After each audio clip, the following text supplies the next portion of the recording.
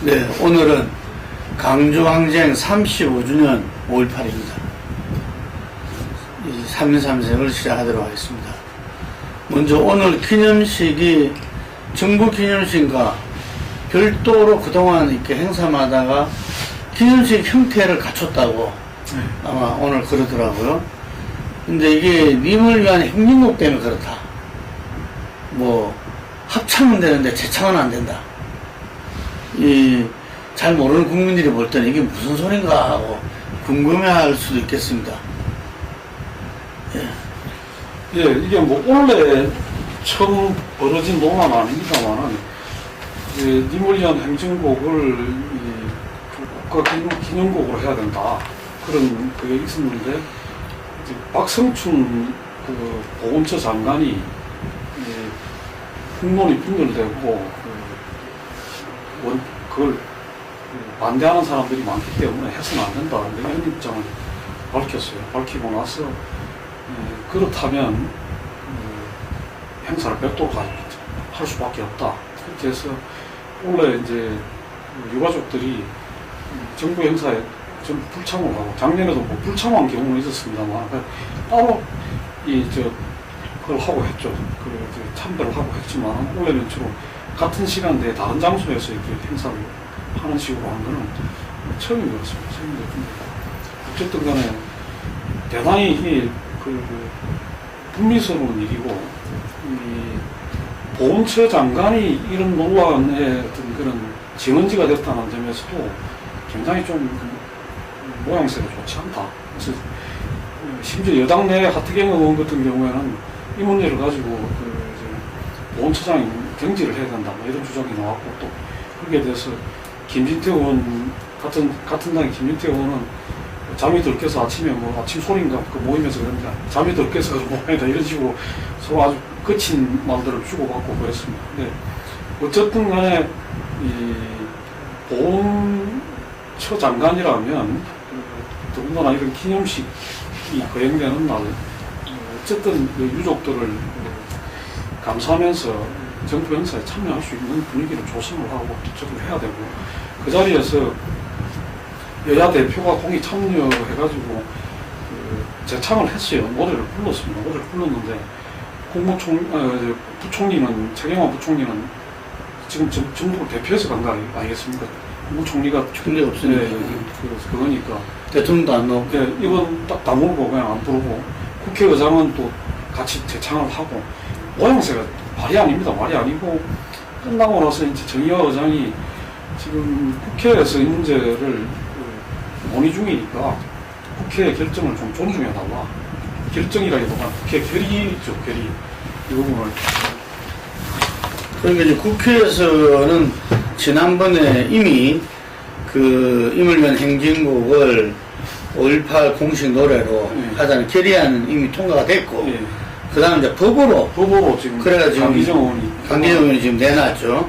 그게 지금 여야 대표가 모두 재창하고 국회의장까지 재창함에 따라서 마치 행정부와 입법부의 어떤 갈등 이 문제로까지 보였는데 박근혜 대통령은 이런 문제에 대해서 결국 보훈처장이 했다는 것은 대통령의 뜻이 담겨 있다는 거 아니겠어요? 왜 이렇게까지 한다고 보십니까? 기본적으로 5.18 그 자체에 대해서 그것을 이렇게 역사성을 인정하고 싶지 않은 그런 내심들이 묻어나 있다 이렇게밖에 판단이 안 됩니다. 그러니까 박성춘 처장이 이렇게 정상적이라면 박성춘 처장이 저렇게 행동했을 때 박성춘 처장한테 명령하면 되는 거거든요. 지시를 하면 되는 것이고. 그런데 이것을 안 했다는 것은 박 대통령뿐만 아니라 현 집권 세력이 5.18 자체가 우리 역사적 정통성이냐 뭐 이런 쪽에 굉장히 내심으로는 그래 우리 정통 역사성은 아니다라고 이제 생각하는 기류가 여기에 반영되어 있다 이렇게밖에는 볼 수 없는 거죠. 그런데 이제 궁금한 게 집권 세력의 한 축이 또 여당일 건데 여당은 다 당대표도 그러고 여당 주식 국회의장도 다 재창했잖아. 근데 저 국회에 가면은 재창하고 이게 행정부에 청와대와 있을 때는 그 부분에 대해서 그것을 갖다가 안 하고 그 차이는 뭐죠? 그 차이는? 그거는 이제 정치, 국회라고 하는 민의를 대변하는 정치인의 입장이 있고, 그 다음에 이렇게 대통령께서는 이렇게, 그건 나하고 별개다. 뭐 이렇게 이제 판단하면, 뭐 이게 다 달려가고 있는 사실입니다. 이것도 일종은 좀 이렇게 코미디 같은 모습입니다. 그죠? 네, 아주 참 좋지 않은 모습입니다. 그리고 하나 또 지적을 해야 될 게, 이물리한 행진곡이라는 노래가 지금 저희들이 국민적으로 부르고 있는 노래인데, 거기에 나오는 입이라는 게 김일성을 말하는 거다. 그래서 이게 불러서는 안 되는 거다. 뭐 이런 식의 논리를 갖다 대고 하는 거는. 아니, 그런 논리가 공개적으로 나왔어요. 그럼요. 그것 때문에 그게 이제 지금, 하태경이 같은 경우에는 이미 김일성이가 아니고. 그러니까, 그런 이야기를 했고. 그게 공식적으로 지금 이야기가 나온 거예요. 나왔으니까 이게 얼마나 그동안 그러고 수십 년 동안 이물량 행진곡을 불러왔던 사람들이 전부 다 김일성을 숭배해서 불렀던 말인지 도대체 말이 안 되는 이야기를 보훈처장이라는 사람이 하고 있으니 나라가 꼴이 지금 한치도 안 되죠. 지난번에 일베에서 5.18 때 북한군이 표 조정을 하고 내려갔다는 거 이래가지고 그거는 해결이 됐잖아요. 예. 지금 현 정부는 지금 일베만도 못한다고 봐요. 그런 이제 일베에서 그런 논란이 나오는 자체가 이건 제 이야기가 하태경 의원이 했는데 정부가 자꾸 이런 걸 하기 때문에 그런 친구들이 그렇게 몰아가는 거다. 강주 사태라는 것이 강주항쟁이 북한에서 600명을 투입을 해가지고 일으킨 사건이다. 뭐 이런 식으로 몰아가는 근본적인 배경에 정부의 이런 잘못된 인식이 깔려있기 때문에 그 친구들이 그렇게 망발을 하는 거다. 이런 이야기를 오늘 지적을 했더라고요. 그래서 상당히 그 점은 정부 여당 일각에서라도 그런 이야기가 나온다는 건 상당히 한편으로는 주목할 대목이다. 그렇게 봐요. 하태경 의원은 학생운동을 하다가 말하자면 전향을 했다. 그래가지고 북한 관계에서는 굉장히 이렇게 강경파 아닙니까? 강경파죠. 네. 강경파인데 또 한편으로는 이 정부나 이런 쪽이 좀 말이 안 되는 논리로 그걸 하는 부분, 종북이나 이런 걸 하는 부분에 대해서는 상당히 또 단호하게 그건 말이 안 된다는 지적을 하고 하더라고요. 그런 점은 자기 나름대로의 최소한의 균형 감각은 그걸 하려고 하는, 크게 봐서는 저걸 하더라도 이 사실관계에서 균형 감각을 지키기 위한 노력을 하는 거 아닌가 그런 측면도 보고. 입법되면은 어쩔 수 없이 이제 그렇죠. 그렇게 되는 거죠. 이게 입법을 통해서 입법이 될런지는 좀 지켜야 되겠습니다. 그런데 그거는 이제 대표는 제청했지만 실제 또 새누리당이 그게 협조할지는 또 미지수다. 오늘 어쨌든 조윤선 정무수석이 사퇴를 하고 바로 그것을 또 박근혜 대통령이 수용했어요. 이게 이제 그 사퇴 변화도 쭉 나오지만 공무원 연금 지난번 국회에서 합의문 통과 안 된 부분에 대해서 상당히 좀 질타를 하면서 이 정치권이 국민만 보지 않고 정쟁의 수단으로 된 것처럼 이런 이야기를 했는데 어떤 이야기였죠?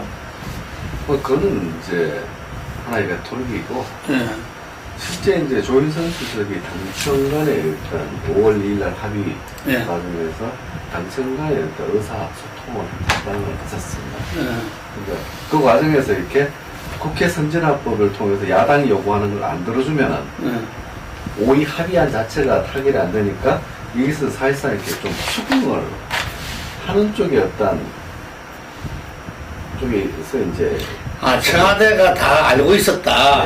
여당이 이야기할 때가 알고 있었던 게 조윤선 정무수석이구만. 그렇게 이제 전해지고 있거든요.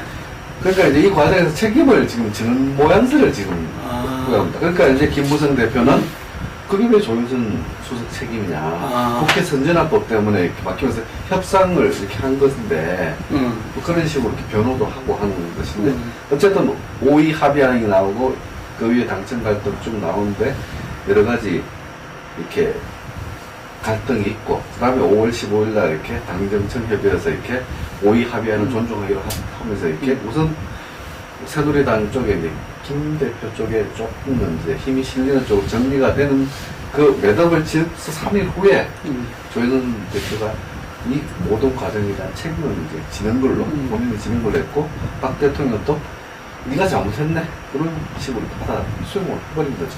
그러니까 이거는 처음에 이제 그 되돌아가서 이야기를 하자면 예. 저런 측면이 있습니다.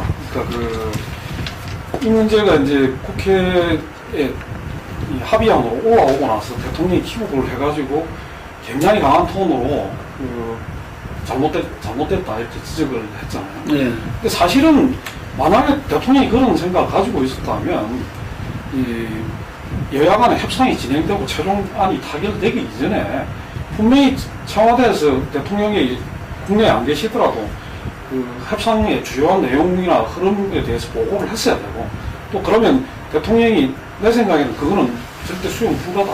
이 정도 선에서는 받아들일 수 없다. 연금 계획하고 국민연금을 연결시키는 거나 안 된다. 이렇게 가이드라인을 내겠어야 되는 문제였다는 거죠. 그랬어야 되는데, 여권 내에서 이야기할 때는 대통령이 국내에 안 계시니까, 당에 목소리 큰 사람들이 이거 여야 협상을 위해서는 불가피하다. 타결을 위해서는 불가피하다 하니까 그 자리에 조현선 정무수석이 있었다 하더라도 따라간 거예요. 따라가고 나서 대통령이 와서 보니까 이건 내가 생각하던 안하고 다르다.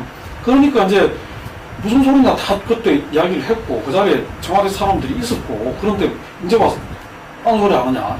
그렇게 된 거 아닙니까? 그렇게 되니까 이제 중간에서 조윤선이 정무수석이 역할을 잘못했다. 이렇게 이제 최종적으로 지금 그 책임을 지우면서 당은 어쨌든 이걸 지금 국회에서 처리를 해야 될 그거니까 당위신을 채워주고 청와대가 이제 내부의 커뮤니케이션 과정을 먼저 정리를 하면서 조윤선 수석을 이제 사퇴를 시키는 식으로 됐는데 이 과정으로 보면 애당초 이건 청와대 내 커뮤니케이션의 문제지 이게 무슨 지금 당청간에 이렇게 불거져 가지고 그렇게까지 사람 아니었다고 생각이 되는 거죠. 그런 점에서. 그러면 이게 상당히 새로운 또 불씨가 될 가능성도 있습니까? 그건 아니고요. 근데 다만 오늘 이제 조윤선 정무수석이 물러나면서 여야 합의 내용 전반에 대해서 아주 강한 톤으로 적응을 했어요. 그러니까 국민연금을 왜곡시킴으로 해가지고 공무원연금 개혁의 정신이 왜곡되고 그되고 이런 그리고 지금 무슨 기초연금 강화 이종걸 의원 이야기했던 것도 말이 안 되고 이런 식으로 하면서 이제 여러 가지 국회에서 거론되거나 지금 출구 전략 모색하는 이런 그에 대해서 강한 톤으로 한 거는 대통령은 어쨌든 연기금하고 딴 거는 분리해갖고 처리를 하라는 걸 이제 조윤선 대통령의 생각을 이야기한 것 같아요. 그대로. 예, 한 번 더 이야기를 한 거죠. 그렇게 봐야 되는 거고. 근데 문제는 이제 정부 여당 새누리당도 이제는 분리해서 처리하려고 하지 않겠느냐 하고 나머지 부분은 협상을 야당하고 하더라도 아주 이제 좀 그런 식으로 물러서지는 않는 50% 대체율이 있다든가 아니면 기초연금 강화라든가 이런 식으로 물러서지는 않고 좀 묵시적으로 이 부분은 사회적 기구를 만들어갖고 시간을 두고 하는데 그 합의 정신 자체는 존중하는 걸로 하자 이런 식으로 정도로 해가지고 좀 약간 뭉개고 가려고 할 거고 야당에서는 눈에 가시적인 게 없으면 그거 하니까 또 이제 야당 입장에서 또 받기가 어려운 그런 근데 여론에서는 어떻게 나타났죠 이게? 현실에서는 이렇게 공무원연금 자체 여론은 지금 현재 굉장히 이게 정확한 정보가 전달 안 되는 상태라고 보시고 가면은 현재 여야 합의안 자체가 잘못됐다는 의견이 약간은 없습니다. 그러니까 이제 정확한 정보가 어떻게 되냐면은 공무원 연금안도 연금 계약 그 자체도 잘못됐다라고 미흡하다라고 하는 쪽에 초장에 거의 언론에서 이렇게 쏟아붓는 듯한 그 부분들하고 세금 폭탄 천식이 이 두 개의 각인 효과가 크기 때문에 현재는 좀 부정적인 게 조금 더 높죠. 예, 그래서 이종걸 새로운 새정치 야당의 원내대표가 이 탈반을 지금 이제 내놨죠. 이제 소득대출 50%를 명기하는 대신에 기초연금 강화로 실질적으로 50%에 근접하는, 즉 국민연금에서 소득대체율 플러스 기초연금 강화로서 뭐 숫자를 고집하지 않더라도 이런데 야당 내에서도 뭐 그것은 좀 일부 의견이다 이렇게 문 대표하고는 조금 각이 다른 것 같은.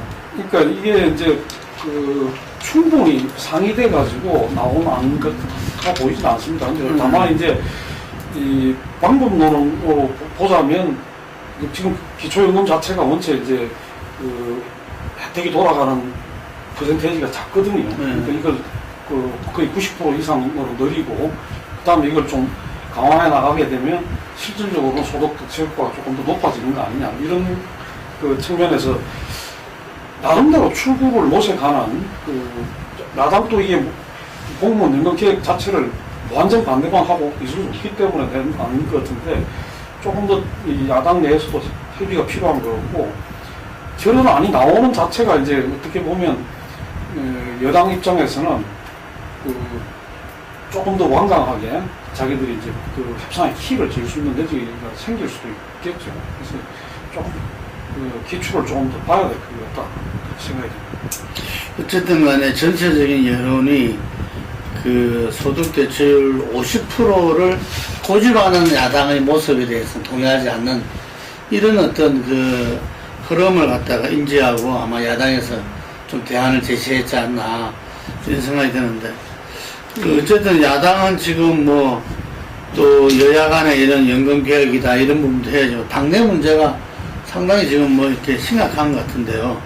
이번에 그 5.18 때도 오찬에는 그 강주 전남 의원들이 따로 만났다.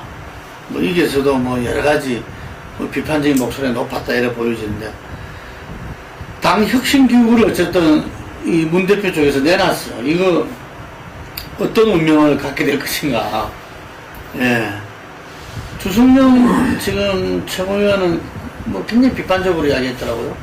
뭐 야당이 지금까지 해온 어떤 그런 그 행태를 보자면 이 재보선 패배하면 지도부가 총사퇴하고 비대위를 만들는가 뭐 그렇게 갔던 경우들도 왕왕 있었고 또 이제 이번처럼 다음 뭐 핵심한다 핵심 기구를 만들고 그랬던 게 여러 번 있었죠. 그러고 전당대회 끝나고 나면 또 전당대회에서 나온 그걸 가지고 또 어떤 핵심 기구도 만들고 지금 만들어져 있죠. 네, 지금. 예, 지금 공천 핵심 기구를 만들어져 있고 거기 책임을 또 원혜영 이 맡고 있는데 실제로 그게 이제 유야무야되고 다른 어떤 그 정치적 어떤 그 흐름 속에서 묻혀버리고 이렇게 되니까 이제 문제인데 이것도 이제 어떻게 보면 좀 시간 보내기 내지는 이제 이 무슨 그 소나기나 피하고 보자 이런 거 아니냐 뭐 이렇게 이제 보는 시각들이 그 야당 내에 이제 좀 지금 어떤 지도부에 대해서 비판적으로 보는 사람들은 대체로 그런 생각들이 많은 것 같습니다.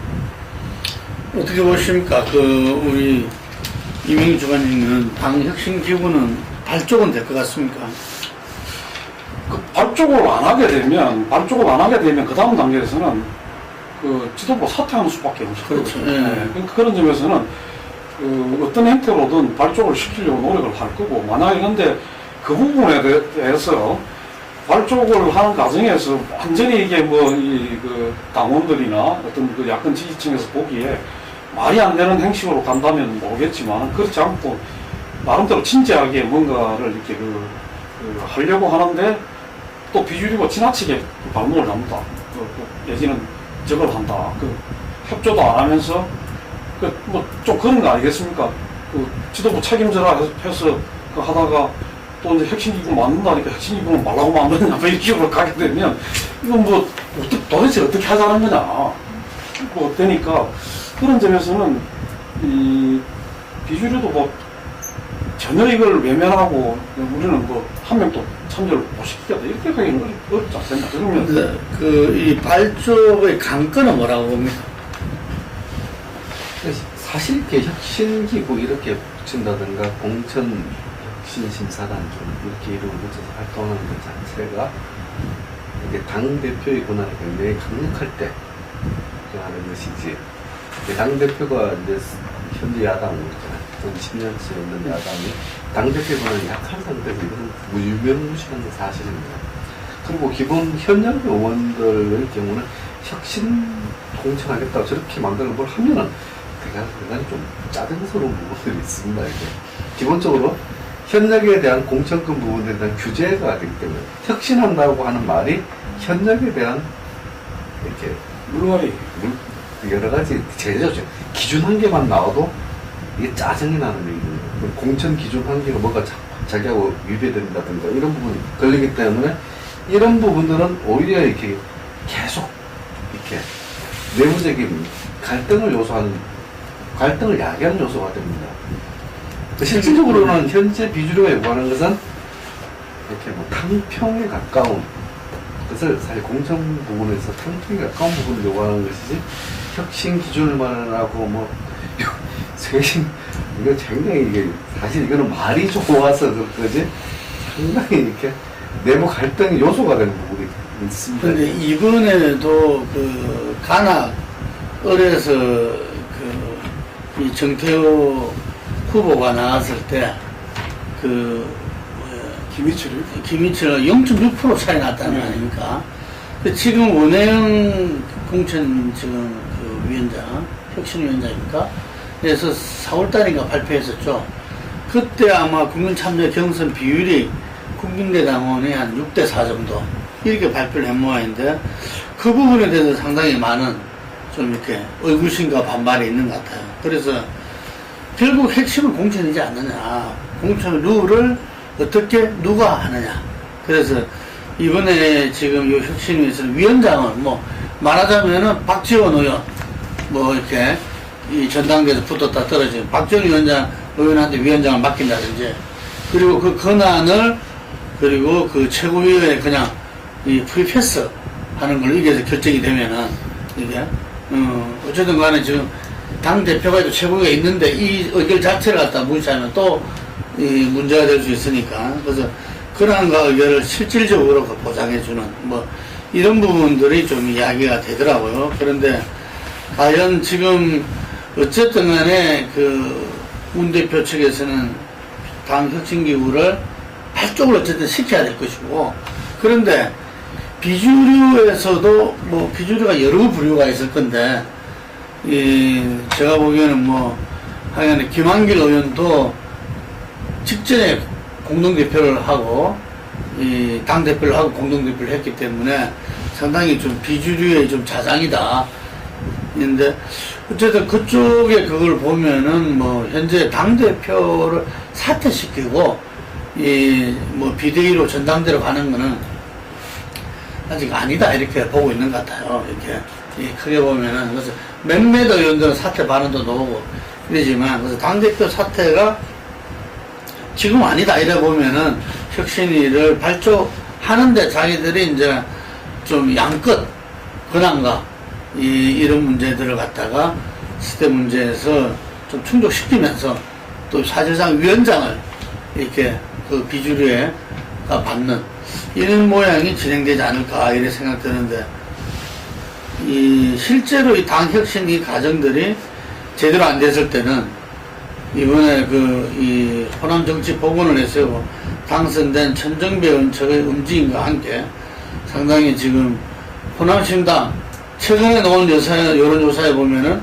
옛날에 국민모임이 한 34% 이 정도 언론 각각 받았을 때 나왔는데 이번에는 그보다는 10% 정도 더 나오는 모습이던데 어떻습니까? 이게 혁신이 뭐 지금까지 쭉 해왔지만 실제로 혁신이 될 것이냐 이게 그 점에서 이제 지금 뭐 세금 기민주연합에 있는 사람들은 당 내부도 중요하지만 야권 지지층들이 지금 자기들을 아주 따가운 그 시선으로 보고 있다는 걸 알아야 됩니다.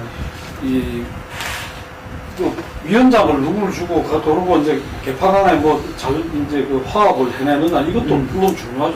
중요한데 그렇게 해가지고 혁신기구를 만들었는데 결국 보니까 이게 적당하게 서로 나눠 먹게 해가지고 봉합하면서 요 상황만 넘기고 그 다음에 가서 결국은 공천권을 그 지분을 나누는 그런 것들을 할 경우에 당내는 어느 정도 넘어갈 수가 있습니다. 넘어갈 수 있겠지만 그걸 야권 지지층들이 용납하겠느냐. 그리고 그런 그 새정치연합에 총선에서 뭔가 해보라고 기대를 모아주겠느냐. 더 큰 위기를 자초할 수가 있다는 거죠. 그런 점에서는 어떻게 보면 굉장히 어려운 두 가지 그거에 직면에 있다. 하나는 지금 당이 깨지지 않도록 하기 위해서는 어쨌든 개파 간의 하악과 어떤 그런 그걸 해내야 되는 문제도 있는 거지만 또 한편으로는 약간 지지층 전체가 보기에 어느 정도는 그래도 뭔가 변하려고 노력하는구나. 죽기 살기로 뭔가 좀 바뀌려고 하는구나. 이것도 동시에 충족시켜야 된다. 그런 점에서는 굉장히 쉽지 않은 그거다. 이게 진퇴유국이죠. 진퇴유국에서 이쪽을 보면 이쪽은 이거 다 그러다 다 같이 죽는다는 거고 저쪽에서 또 보면 서복 사태지라고 싸우는 거 아니겠습니까? 너끼리 해먹겠다는 거냐? 그거는 너끼리 해먹겠다는 거냐? 이러면 싸우고 있는 거니까 이런 상황에서 어쨌든 그 리더십이라는 게 이럴 때 발휘돼야 되는 건데 만약에 이 가정에서 제대로 된 리더십을 지도부가 보이지 못한다면 결국은 이제 기대가 넘어갈 수밖에 없다. 다른 쪽으로. 그래서 지금 뭐 신당으로 넘어가든 아니면 이 신당하고 조금 다른 차원으로 누군가 구원투수가 다시 등장해야 되는 거 아니냐 이런 이야기가 나올 수도 있는 거고 이런 부분들이 더 깊어지겠죠. 결국에는 리더십의 문제인 것 같아요. 야권 전체의 어떤 이 국민적 리더십을 가진 부분이 이 당을 갖다가 제대로 수습하고 혁신해 내느냐 아니면은 새로운 어떤 이 신당을 만들어서 이 국민적 지지를 갖다가 이 신뢰를 회복하느냐 그런 측면에서 지금 손학규 전 대표가 상당히 주목받고 있는 것 같아요. 네. 지금 현재로서는 이렇게 제일 이제 키가 이렇게 문 대표가 비주류의 요구를 받아들이면 이게 혁신이 무산되는 거라고 하는 인식이 강하고, 또 자기 뜻대로 이제 혁신을 꾸려나가면은 호남을 비롯해가지고 전통적인 지지층이 상당수 또 이탈하고, 이 딜레마 속에 있는 부분인데, 손 전 대표께서도 이제 만약에 주목받는 것은 현재로서는 싸우지 말고 갈 수 있는 방식을 대한 욕구들이 손 대표를 통해서 표현되고 있다. 그러니까 이제 현재 야권은 두 개의 정서가 있습니다.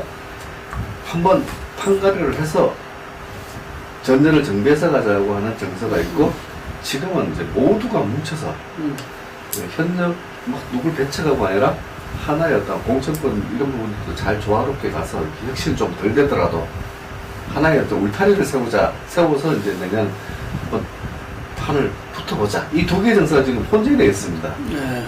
현재 이제 문 대표 같은 경우에는 전체가 다 융화를 해서 단합을 해서 갈 수 있는 리더십이 아니다라고 보여지기 때문에 손 대표가 지금 이제 특히 호남으로 봤을 때는 손 대표가 그 부분에 있어가지고 이제 예전에 이제 박지원 의원과 타협을 한다든가 호남과 직접 극적하게 호남의 독자적인 어떤 지분 구조를 또 인정해준다든가 하는 부분에서 이렇게 인정을 받고 있는 부분들이 있죠.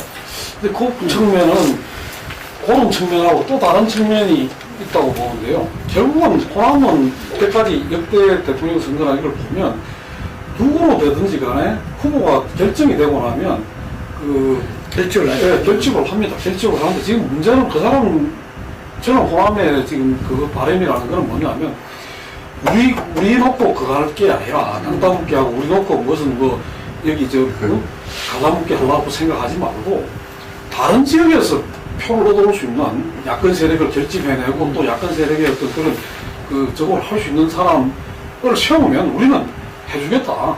이게 안철수 때도 그런 였다고 봐야 되는 거 아니겠습니까? 근데 지금 문재인 대표에 대해서 다 전당대회 이후는 기대를 걸었던 거예요. 호남에서 지지를 해줬는데 재보선 치르는 과정 그 이유를 보니까 저 사람으로 안 되는 거 아니냐. 그러면서 이게 이제 갈라지기 시작하는 거예요. 그러니까 지금 나타나듯이 박원순에 대한 게 쭉 빠졌다가 다시 올라가고, 그 다음에 또 손학규에 대한 것도 손학규 정계 은퇴하고서 완전히 죽었다가 다시 하고, 안철수에 대한 것도 심지어 대사가 나온 거예요. 이게 뭐냐면 무르고 결집되어 있던 게 다시 다 쪼개지고 있다.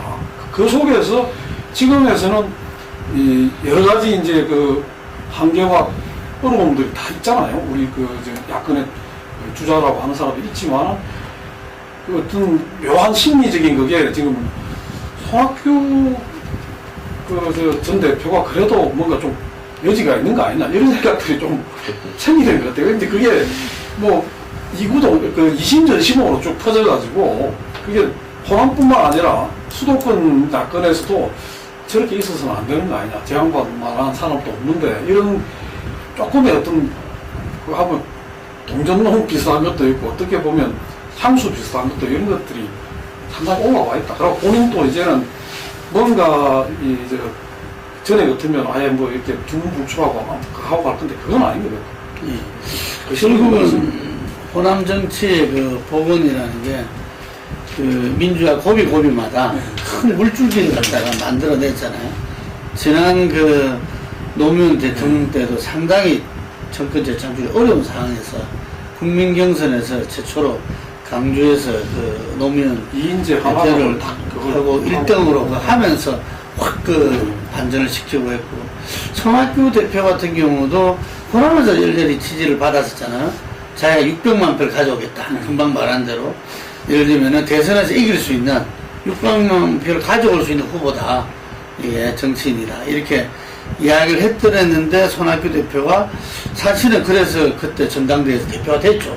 근데 된 이후에 어떤 보면은 당의 어떤 어찌 말하면 울타리에 갇혔다고나 할까? 좀 우왕좌왕 속에서 600만 표를 가져오기는커녕 이렇게 본인이 굉장히 이렇게 혼용스러운 지경에 처해버리는 이런 상황인데, 손 대표가 저 강진에서 이렇게 많은 어떤 이 생각들을 하고 또 이후에 그거를 하실 건데, 제가 볼 때는 이분은 뭐 다산 정약용이 늘 나라만 생각하다가 책 만들고 개혁 정치를 꿈을 못 꾸고 돌아가신 거 아닙니까? 그래서 그 꿈을 계속 꾸고 있을 거다 이런 생각이 드는데, 본인이 아마 전번에 한번 강원도에서 춘천에서 그러니까 그때 강원도 같은 게 잘 못했다. 진짜 강진을 갔어야 됐다. 이렇게 생각, 전라도를 갔어야 됐다 생각하고 이번에는 코스를 제대로 잡은 것 같아요. 호남에서 아무래도 이제 강진에 내려와서 오랫동안 저렇게 있으니까 마음이 좀 다른 거죠. 그런 것도 좀 작용하지 않나 생각이 되고. 그 때는 좀 더 기다리지 않겠나 싶어요. 그렇습니다. 어쨌든 제가 볼 때 지금 시간은 문재인 대표의 시간이다 보여지고, 근데 문재인 대표 시간이 이렇게 많지는 않는 것 같아요. 많지는 않는 것 같고, 뭐 길면은 최대한 길면 정기국회 전까지 뭔가, 또 짧으면은 뭐 6월 한 달 내에 선거가 날 수도 있을 것 같고, 어쨌든 지금은 문재인 대표한테 주어진 시간, 이 주어진 시간을 문재인 대표가 정말 이번에 이 재보선에서 드러난 리더십의 부족을 어떻게 극복하고 다시 야권 전열을 정비할 것이나 아니면은 야권 재편의 길로 갈 것인가 주목되는 시점입니다. 여기까지 하겠습니다.